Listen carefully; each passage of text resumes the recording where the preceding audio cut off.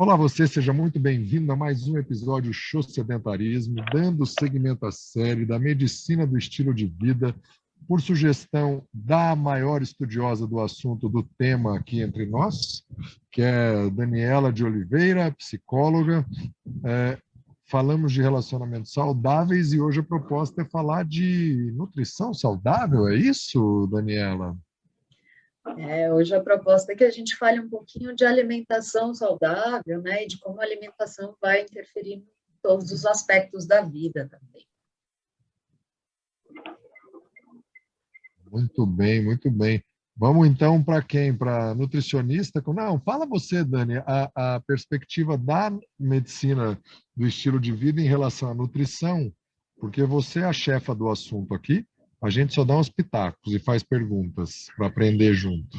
Tá, aí a Andressa vai dar a opinião dela também, você dá a sua. Dentro da medicina do estilo de vida, né, na alimentação saudável, o que a medicina do estilo de vida preconiza é uma alimentação mais plant-based. O que é isso? É a diminuição de produtos industrializados, né, o mais natural possível que a gente puder, e sim a diminuição um tanto de carne, não é virar vegano, mas um tanto da diminuição das más gorduras, da carne vermelha em si, né? E quanto menos produtos industrializados, melhor.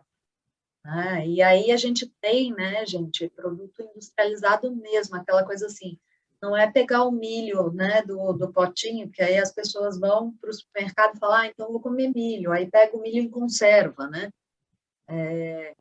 Milho em conserva tem um monte de sódio, né? Então, o que a medicina do estilo de vida diz não, você vai lá pegue a espiga do milho, né? Ou pegue os alimentos que têm menos conservantes, que quando você vai ler o rótulo, você sabe o que está escrito, né? Porque a maioria das vezes a gente lê o rótulo, tem um monte de coisa que ninguém sabe dizer o que é. Então, é bem por aí, né? A medicina do estilo de vida vai dizer isso da alimentação, né? Tornando um tanto mais fácil uma alimentação preventiva de saúde. Sorbitol lauretil tem no rótulo, o cara compra, come e não sabe nem o que é, né? Não sei nem se tem isso, mas alguma coisa parecida com isso. E aí, doutora nutricionista? Olha, a situação da parte alimentar é difícil de falar, porque a indústria sempre tenta correr atrás do prejuízo. Não sei se vocês repararam uma observação interessante, às vezes de fast food que a gente conhece aí com maior, né, amplitude, assim, elas estão diminuindo muito os valores dos seus produtos, porque as pessoas estão ganhando consciência em relação à boa alimentação. Não sei se vocês notaram isso, né? Tá baixando o valor do sanduíche, não sei o quê, tudo ficando um pouco mais em conta, porque eles não estão conseguindo atingir muito público.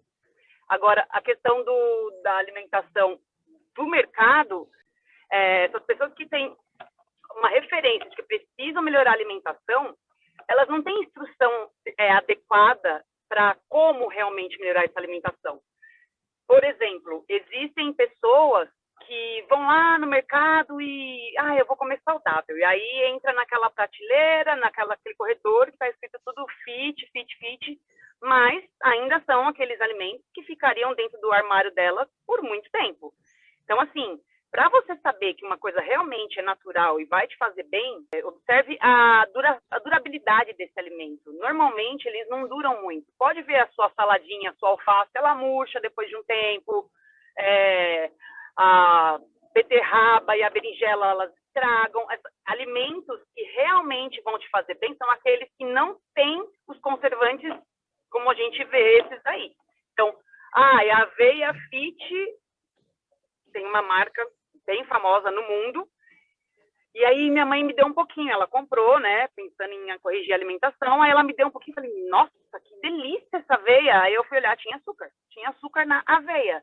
Então, assim, tem que observar o rótulo sempre. Aquele item que aparece em primeiro lugar é o item que ele tem maior quantidade naquela embalagem, naquele produto.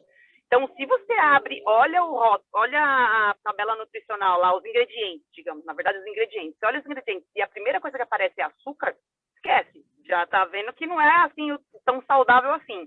E quanto menos ingredientes forem vistos, forem listados ali, melhor. Caso não tenha a possibilidade de fazer a dieta com os legumes, vegetais, verduras, tenta escolher o que tiver menos itens, porque quanto mais coisa escrita lá, mais química ele tem, sem dúvida. E a Dani falou sobre as carnes, elas têm um processo de oxidação muito grande. Por isso que as melhores dietas são recomendadas que você não tenha o uso, não tenha a inclusão da carne, tá? Eu honestamente sou muito carnívoro, eu vivo uma dieta low carb, ou seja, baixo carboidrato e, consequentemente, high protein, né, alta proteína. Então, eu consumo carne nas 3 refeições por dia que eu faço. De manhã, ovos e alguma outra proteína de origem animal, no almoço e no jantar. Foi uma libertação na minha vida fazer essas mudanças, porque antes era muito carbo, muita coisa integral, e eu vivia com fome. Eu parei de ter fome.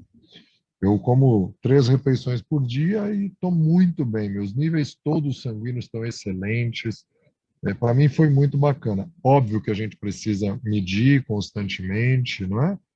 E gosto da simplicidade do conceito de uma amiga da minha mãe, com 81 anos, que ela disse que a gente precisa descascar mais e desembalar menos, né? Olha a sabedoria das pessoas mais velhas, completamente lúcida, muito mais do que eu, a dona Aurora.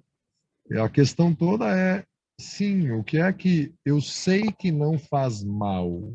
Porque tem coisa que eu acho que não faz mal e eu como, até vai lá, mas tem coisa que eu sei que faz mal e eu consumo. Né? Tem um refrigerante, qualquer refrigerante faz mal. Aí tem um que você não sabe a fórmula, que é preto, só presta se tomar gelado e você toma. Não sei. Né? Tudo bem que a gente já falou aqui em episódios anteriores que o suco de laranja não é legal também. É plant-based, mas é altamente concentrado em açúcar natural da fruta, que não é uma coisa legal. Então você dilui ou bebe água, propriamente dito. Mas escolher comida de verdade, para mim, é a régua interessante. O que sai da árvore, que eu posso colher da árvore, arrancar da terra, ou pedaço de bicho morto, eu costumo dizer. E aí vai medindo e vendo o que cai melhor para você, porque tem gente que come carne e não passa bem também, não fica legal. Eu, por exemplo, já sou vegana há mais de 10 anos já. E eu não, porque eu nunca gostei de carne. Então, eu me lembro que quando eu era criança, eu chorava muito para comer carne, né? Assim, foi um sacrifício, assim, na minha vida, e eu tive que comer carne, porque na época não existia esse negócio de ser atleta e não comer carne, né? Isso era quase que impossível. E hoje a gente vê muitos atletas de alta performance que não comem carne, né? O Djokovic é um deles. Então, eu acho que também tem uma questão de cada organismo, né? De cada pessoa, da adaptação de cada pessoa.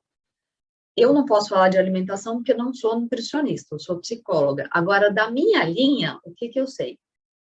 Serotonina é produzida no intestino, né? Então, aquela máxima, você é o que você come, é um tanto de verdade no sentido de que a nossa microbiota, ela nos dá uma personalidade, nosso humor, a maneira como a gente se relaciona com o mundo, a maneira como a gente se coloca diante dos outros, o quanto a gente é agressivo ou não agressivo, né? Quanto a gente fica, né? Quem sente fome aí fica no mau humor do caramba, às vezes, e passa por cima do outro, né? Atropela quem estiver na frente. Né? E isso são sinais para nós de que, sim, né? Aquilo que a gente come, a maneira como a gente lida com o nosso próprio organismo, nos traz uma personalidade, uma forma de estar no mundo, né? Não só a serotonina é produzida no intestino, como vários outros, a melatonina, né? Então, enquanto a gente dorme, enquanto a gente não dorme, se a gente dorme bem, se a gente dorme mal, e outros tantos hormônios e outras tantas características vêm desse cérebro, que é o nosso intestino. Então, o nosso intestino, ele tem neurônios como o nosso cérebro, né?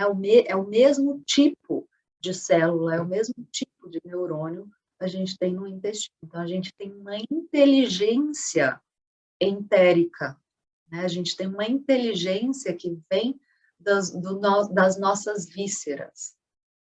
Muito massa isso. Andressa, complementa aí? Consegue? Consigo. Essa é uma coisa, assim, muito verdade que a Dani falou do intestino. Existiu, assim, uma frase que eu guardei da faculdade de nutrição, que o professor falava, assim, intestinos à parte. Ele falava que quem devia ser o cérebro é o fígado, não o cérebro, porque ele é responsável por muita coisa. Então, assim, a gente nem sonha o quanto que a gente, às vezes, está se destruindo, achando que está se curando, por exemplo, com o uso de certos remédios. Na verdade, vão lá e acabam com o seu fígado, e você, lá na frente, você morre de insuficiência renal e não sabe por quê. Mas por quê?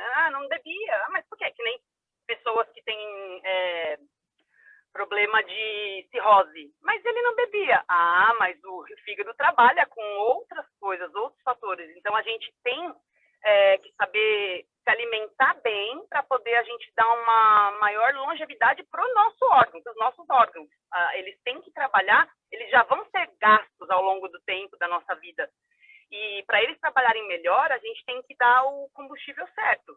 Se você não liga e aperta, só hoje, e arrebenta em determinadas coisas. Fast food, bom, a gente já falou disso aqui 1000 vezes. Se você fala no só hoje, mas você fala isso várias vezes na semana, não vai adiantar. Você não vai conseguir ficar bem, porque você está exigindo dos seus órgãos naquele momento que você está ingerindo aquilo. Então, quanto mais a gente conseguir organizar e manter qual é a palavra? Uma normalidade, um padrão na alimentação, uma coisa mais contínua, melhor, sem dúvida. Assim como a gente fala sobre o exercício. Se você consegue executar uma coisa com uma intensidade moderada, você vai conseguir se exercitar por mais tempo. Você quer fazer muito forte, a gente pode falar dessa forma, você vai estourar mais rápido. Então, tudo, na verdade, é questão de equilíbrio mesmo. O bacana disso é que a gente precisa lembrar que nós fomos programados geneticamente há milhões e milhões de anos para comer comida de verdade. E é muito recente a interferência da indústria. A gente não sabe ainda o quanto isso vai custar para a gente. Seja a indústria farmacêutica, seja a indústria alimentícia. Quando a gente pensa no supermercado e tem o corredor fit, o corredor saudáveis, na verdade o saudável é peixaria, açougue, verdura e fruta. Essa é a parte saudável do mercado. Todo o resto você pode jogar fora. O que está em embalagem de plástico que dura mais de 30 dias, ok, como alternativa, mas como regra, se você come sempre, regularmente, como a Andressa falou, salgadinho que parece isopor, com refrigerante preto, que você não sabe o que tem dentro, não vai funcionar direito. Igual um carro. Nosso carro, se ficar parado, qualquer máquina, ela enferruja. E se colocar o combustível ruim, atrapalha o funcionamento. O contrário, se ele está sempre em movimento, ele se autolubrifica, ele limpa, ele funciona, todas as peças que precisam funcionar, ele entra em equilíbrio e se coloca combustível bacana, os aditivos de vez em quando. Aí eu concordo com o Pat Base, como os aditivos, né, tem que ter, ele vai funcionar melhor. E por mais tempo, e vai demorar mais para precisar fazer uma retífica no motor, ou talvez nem precise. Então, sim, comer as coisas de plantas, não só elas, na minha opinião, se você não gosta, do jeito que você gostar, mas é sempre importante consultar um nutricionista e fazer exames de sangue anuais ou bianuais, no mínimo, para saber os níveis de tudo.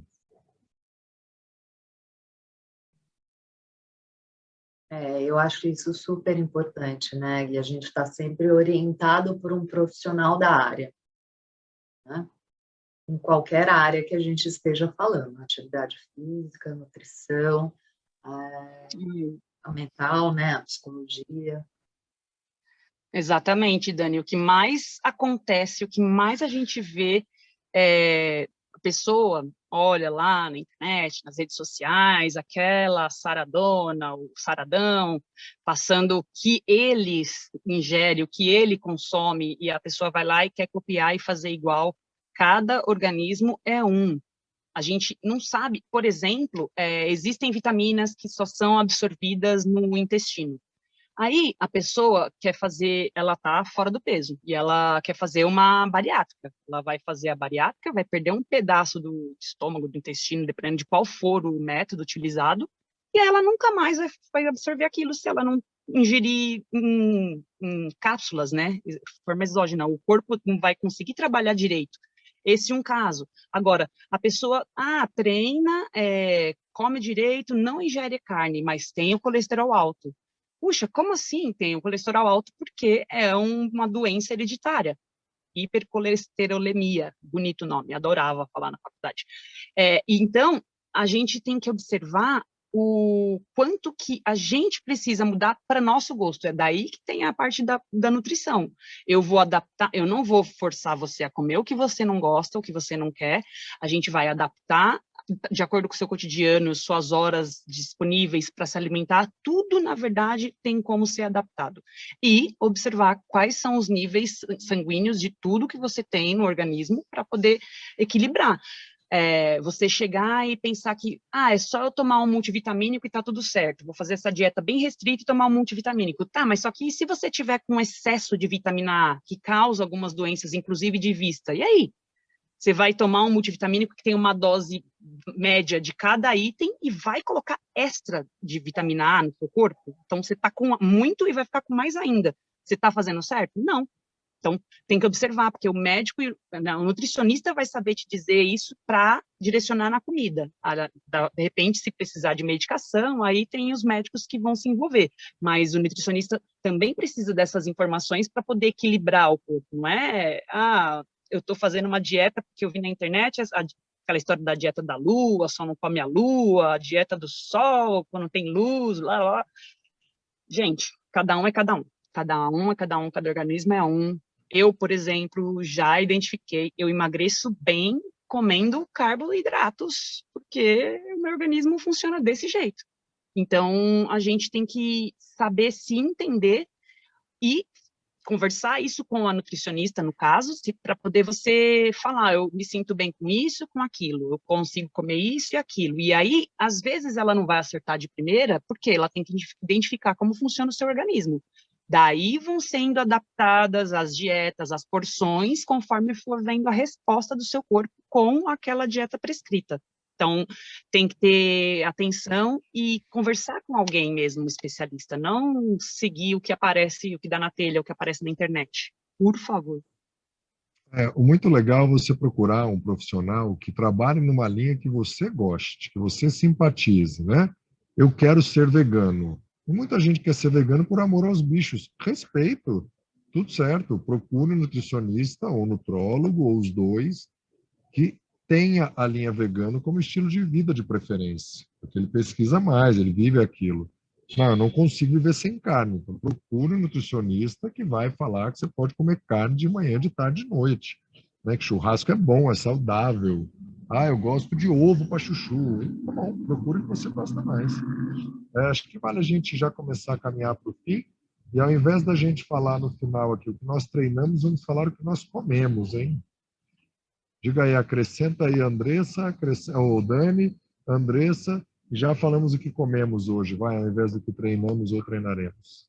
Ok, o que comemos é bastante coisa, né? Porque, para mim, eu sou daquelas que eu como antes de treinar, eu como depois de treinar, eu já almocei e depois aqui eu já vou lanchar. Então, eu faço algumas refeições, assim, né? Meio passarinho, com muitas sementes, eu adoro tahine, por exemplo, queijos veganos de todos os tipos. Tahine. Maravilhoso. Olha depois só. Eu acho que eu nunca comi esse negócio. Esse comi, não sabia que chamava isso. Vou falar o que eu comi, então, para ser mais rápido e vocês falarem. Eu de manhã, bem de manhãzinho, acordo muito cedo, às 4:30 da manhã, Às 5 e pouco, 6, eu comi uma crepioca com 3 ovos, 3 farinhas de tapioca, cebola e tomate. Não tinha carboidrato bastante ali. E almocei quase 2 da tarde, ainda sem fome, arroz, feijão, abobrinha, cenoura e frango cozido. Foi o que eu comi. Bastante arroz e feijão, pouco frango dessa vez, tá? Mas bastante abobrinha e cenoura feito na uma colherinha de manteiga ali para tudo. Porque a abobrinha solta muita água. O que eu comi até agora, a gente está gravando à tarde e só vou jantar. Eu Diga aí, confesso, Andressa. eu confesso que eu não... eu tomei café tarde e não consegui almoçar ainda, porque tive que trabalhar no horário do almoço, né? Dei aula. E só que o café da manhã foi também tapioca recheada com queijo e requeijão. Um cafezaço feito na cafeteira italiana, com um piquinho de leite, só para dar uma clareada nele, né, no pretinho. E aí eu saí e comi no carro, na verdade, só para não ficar com aquela cara verde de fome, e, né, dar um intervalinho para até a hora de eu conseguir comer comida mesmo. Eu comi coco liofilizado. É um coco só desidratado, vem num pacotinho muito bom, muito gostoso. E vou comer agora chuchu com cogumelos e uma saladinha. Chique. Dani, comeu coisa chique aí, bem bacana. O que tem a ver tudo isso com sedentarismo? Provavelmente, se você comer alimentos mais inteligentes, que te façam bem para você, você vai ter mais disposição e coragem de encarar, quebrar o sedentarismo e gozar os benefícios que uma vida com atividade física, que é um dos 6 pilares da medicina do estilo de vida, vai te proporcionar. Então, seja veganismo como a Dani, seja low carb como o meu estilo, ou um estilo altamente nutricionalmente inteligente da Andressa Barros Silva, escolha o seu, mas escolha melhorar um pouquinho, todo tempo melhorar um pouco para dar um show no sedentarismo.